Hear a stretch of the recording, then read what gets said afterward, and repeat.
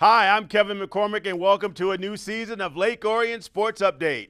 The fall sports season has officially begun, and we'll have all the latest news on soccer, volleyball, and football stories all coming up right now.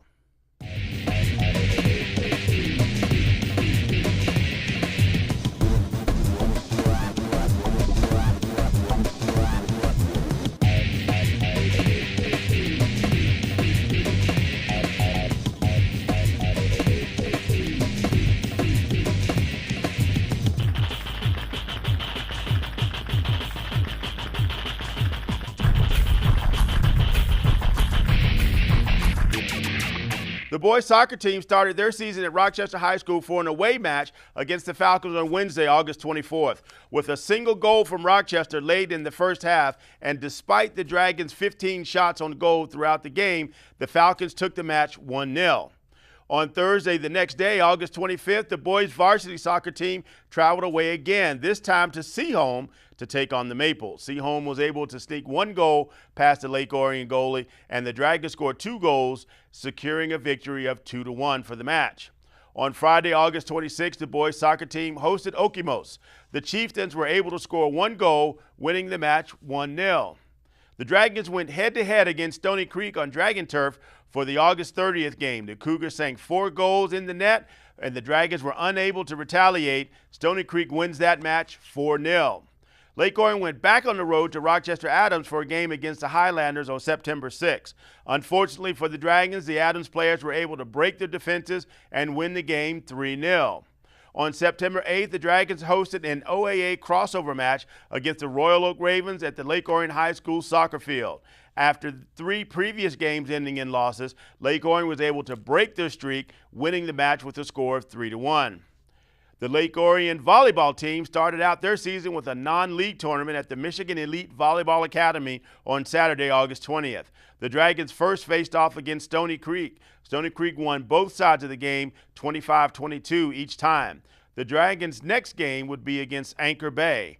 Fortunately for Lake Orion, this game would go in their favor, winning the first set 25-13 and the second set 25-16. Their next match against the Avondale Yellow Jackets would go similarly. The Dragons took the first set 25-12 and finished off the second set 25-9. The final match against the Lakeland Eagles would prove to be a much closer game. The Dragons won the first 2 sets, each with only a 4-point difference. The Lady Dragons' next test would be a quad match at Notre Dame Prep on August 23rd. Lake Orion started off the day against Avondale Yellow Jackets. The Dragons won the first set by a large margin of 25-13. The second set would be much closer as the Yellow Jackets pushed back. Lake Orion would ultimately take the second set 25-23. The Oxford Wildcats would be Lake Orion's next opponent during the quad. The Dragons beat Oxford in 2, winning the first set 25-16 and the second set 25-20. The final opponent they would face that night would be the hosting team, Notre Dame Prep. The score remained close throughout the whole match as both teams battled for the win. The Fighting Irish proved to be too much for the Dragons, though, winning the match in 2 sets. They took the first set 25-21 and the second 25-22. Lake Orion traveled to Dakota High School for a non-league tournament on August 27th. The Dragons' first match of the day would be against the Grant Tigers. Lake Orion won the match in 2 games. They outscored the Tigers in the first set 25-17 and 25-18 in the second. The Dragons moved on to face the Anchor Bay Tars for their second match, and Lake Orion once again took the match in 2 sets, winning the first 25-19 and the second 25-23. The third game against the Midland Chemics was close, but ultimately won by the Dragons 25-21. The Dragons also outscored the Chemics in the second set 25-18. The Romeo Bulldogs would be Lake Orion's next opponent during the tournament. The Dragons won the match in 2 games. The first set was very close with a score of 25-21. By the second set, Lake Orion had overpowered the Bulldogs, winning by a large margin 25-14. The final match for the Dragons was against the host team, the Dakota Cougars. For the first time during the tournament, the Dragons slipped and lost the game in 2 sets. The Cougars won the first with a 10-point margin and the second 25-16. On August 30th, Lake Orion hosted a quad meet against Avondale, Stony Creek, and Troy at the Lake Orion Fieldhouse.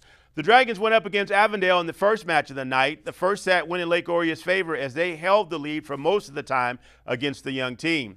And the Dragons took the set 25-12. The second set of the match followed the same pattern as the Dragons earned 25 points and Avondale only scored 11. The Troy Colts were Lake Orion's next opponent during the home quad. The Colts were unable to keep up with Lake Orion during the first set and lost with a large gap, 25-14. The second set was another strong set for the Dragons as they won with a score of 25-15.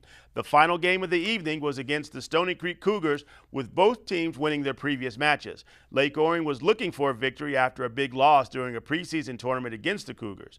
The first set had both teams battling back and forth for the lead. Around the middle of the set, Lake Orion pulled ahead and won that first set 25-14.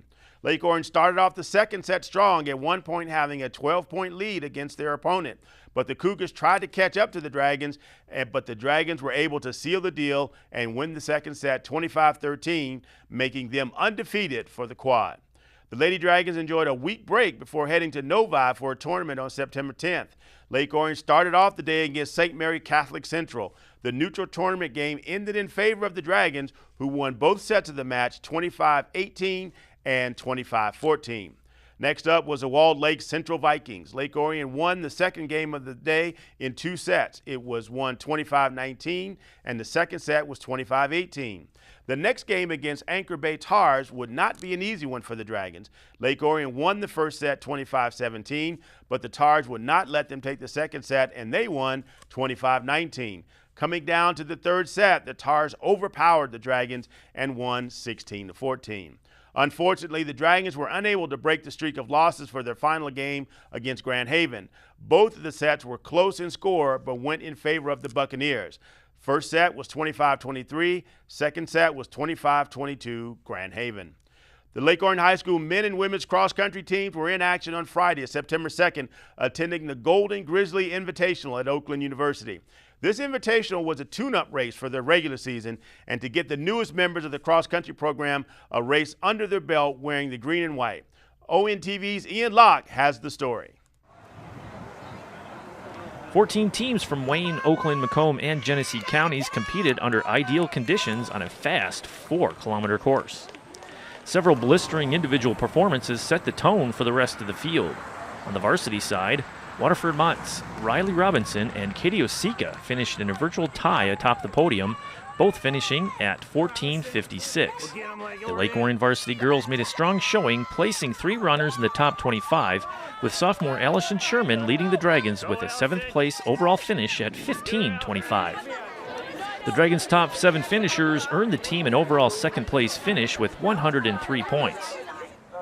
Troy surprised the field, taking top honors with 53 total points, placing 5 runners in the top 25. Coach Debbie McDonald spoke with ONTV about the makeup of this year's team and her expectations going into the season. Today was Lake Orion, the girls cross country's first invitational. Was at Oakland University. It was only a 4K. We usually race 5Ks, so it's kind of just a pre-meet. I didn't want them to go into this too serious, have fun with it, see where their summer conditioning's taking them. We haven't been here in a few years. It's been pretty competitive in the past, and we raced really well. We ended up finishing second. Last year we were senior heavy. This year we're basically 9th and 10th graders. We have 39 girls on the team, and 28 are in 9th and 10th grade. Right now it looks like varsity, they have 1 senior in varsity, and the rest will be 9th and 10th grade. Ultimate goal is, again, to qualify for states, be top 2 in the regionals. With 9th and 10th graders, it's just about, keeping them healthy. They're young. Some of them, that might even be 10th graders their first season, so just, getting them to stay in shape, get faster, and, understand the focus of racing. With 3 returning state meet qualifiers from a year ago, solid veteran runners, and a strong freshman class, the Lady Dragons will be a team to watch once again in the OAA Red. The Dragon men also put in some nice performances at OU, placing 2 runners in the top 15 and 5 in the top 25 to take 2nd place overall in the team competition. Michael Jarvis and Jack Everts placed 3rd and 4th out of a field of 130 runners.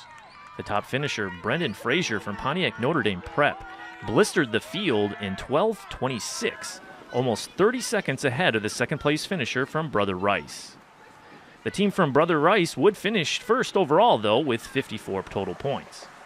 The Dragons were right on their heels with 69 points for second place. The Dragons lost a ton of talent from last season's regional championship team, but look to have reloaded nicely with their returning veterans and some capable underclassmen. The Dragons' next event was the OAA Red Jamboree, which was postponed due to dangerous temperatures. The weather cleared up, though, for their trip to the Averill Invitational at Kensington Metro Park on Saturday, September 10th.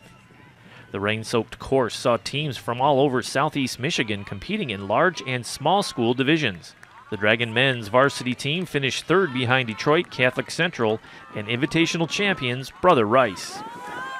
Senior Michael Jarvis again put in a solid performance, finishing on the podium in fourth place. LO placed 3 runners in the top 30. The Lady Dragons hit the course feeling strong after their solid outing at OU, but the day belonged to the Pinckney Pirates, who blew away the field, placing 6 runners in the top 30 with 3 in the top 6. LO's Allison Sherman led the way, making the podium with a 12th place finish. Freshman Emily Leopold ran a best time, earning the first podium of her high school career with a 17th place finish. The Dragons had 3 runners in the top 30 out of 100 competitors, finishing 5th overall. OAA foe Oxford was 4th overall, while Adams finished 3rd. Both the men's and women's teams competed in the rescheduled OAA Red Jamboree at Lake Orion High School on September 12th. ONTV will have those results on our next show. For ONTV Sports, this is Ian Locke. Thanks, Ian. For the 3rd straight year, the Dragon varsity football team started off their season facing off against the Chippewa Valley Big Reds at Wayne State. Chippewa took an early lead in the first quarter when senior running back Stephen Charles Jr. made a 50-yard touchdown as a result of a Dragon fumble. The Big Reds scored another touchdown late in the second quarter when Schuster threw a 16-yard pass to teammate Jacob Rybicki, and they were unable to make the conversion, making the score 13-0. Chippewa continued their strong first half, scoring another touchdown shortly after their last. With a successful point after, the score was 20-0 at halftime. The Dragons were able to find the Big Red end zone in the third quarter. Junior Johnny Haggett ran 30 yards on the second possession. Unfortunately for Lake Orion, their opponents would have one final drive for a successful touchdown and conversion. The final score ended with a 27-7 victory for Chippewa Valley. The Dragons hope to rebound from their loss at their home opener against Stony Creek on September 1st. ONTV's Joe Johnson has the highlights from this exciting game. Here come your Lake Orion Dragons. On Thursday, September 1st, the Dragons hosted their home opener against the Stony Creek Cougars. Each team started off the season with a loss, and both teams wanted to avoid an 0-2 start. The first half was a defensive battle, with each team only managing a field goal. The score at halftime, 3-3. The second half was a different story. Early in the third quarter, with senior Ryan Culp under center, running back Chris Wilson takes the handoff and goes 34 yards to the Cougars' 38-yard line. A few plays later, Culp drops back to pass. He's hit and fumbles, but he somehow manages to recover the ball to keep the drive alive. But now he's facing a 4th and 5.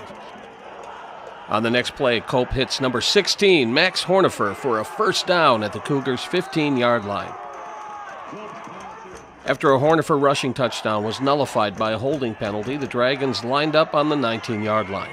Culp takes the snap, pitches it to Hornifer, who stops and throws it to Pierce Burke, who outleaps defenders in the end zone for the first touchdown of the game. The extra point was good. Dragons 10, Cougars 3. The Cougars' next possession resulted in a punt, and the Dragons began their drive on the Cougars' 45-yard line. 2 plays later, Chris Wilson catches a short pass from Culp and goes the distance, 44 yards in for the touchdown with 5:20 left to go in the third. The PAT was good. Lake Orion 17, Stony Creek 3. Let's go to the fourth quarter. The Cougars are in desperate need of a touchdown if they have any hope of staying in the game. Facing a 3rd and 10 at the Dragons' 28, quarterback Frank Potenza heaves it downfield. At first glance, it looks like Jaron Albright comes up with the interception, but somehow Spencer Barr Redmond comes up with the catch. The reception gives the Cougars a first down on the 5-yard line. After 3 straight stops by the Lake Orion defense, the Cougars went for it on 4th down. Potenza finds Brady Campbell in the back of the end zone for the Cougars' first TD of the game. The PAT was good. The Cougars pulled to within 7 points with just over 9 minutes to go. During the ensuing drive, the Dragons moved the ball to their own 38-yard line. Cope hands off to Hornifer. He turns the corner, and it's a foot race. It's a mad dash to the end zone, and he gets tripped up by Bar Redmond. The refs spot the ball inside the 1. On the next play, Cope tucks the ball and plunges into the end zone to put the Dragons up by 2 scores. Lake Orion 24, Stony Creek 10, with just over 7 minutes to go. With time running out, Potenza rolls to his right. He throws a rainbow to Bar Redmond, but it's picked off by Joe Slayton, who returns it to midfield. Lake Orion sealed the deal when Nick Fletcher takes the handoff and goes 25 yards into the end zone. The extra point was missed. The final, Lake Orion 30, Stony Creek 10. We had a chance to talk to Chris Bell after the game. Yeah, first half, I mean, it was still a little bit of last week. You know, we thought we had some things, but even backs running wrong courses, or we're not coming flat enough on the down block, or we're blowing the protection, and we felt we could throw the ball tonight. We were having a hard time protecting. So it was basically regrouping at halftime, simplifying a little bit. We changed up a little bit. We went to more of a 2x2 instead of putting the tight end in there to spread them out a little bit and gave us a little bit more room. And then then we started playing. We got some confidence. Chris started running hard. The line was coming off. We did a good job blocking on the perimeter, and then everything was flowing. And once we get that going, we started hitting on all phases. Thanks, Joe. ONTV was at this game and filmed it in its entirety. To watch this and other Lake Orion sports during the fall season, tune in to Comcast Channel 10 or AT&T UVerse Channel 99 Tuesdays and Thursdays at 7 p.m. You can also visit OrionONTV.org for our upcoming program schedule and the link to our YouTube page. The Dragons traveled to West Bloomfield the following week for an away game. Unfortunately for Lake Orion, repeated mistakes and unfinished plays would not make a successful game against the Lakers. Lake Orion senior Max Hornifer scored a touchdown on a 37-yard run fairly early in the game. After a fumble in the Lakers' end zone, West Bloomfield took advantage and scored touchdown after touchdown. The final score was 37-7, with the victory going to West Bloomfield. Lake Orion's next game will be a home pink-out game against the Oxford Wildcats on September 16th. You want to make sure you catch that. Thanks for watching this newest episode of Lake Orion Sports Update, and keep watching for all of our sports coverage. We'll see you next time.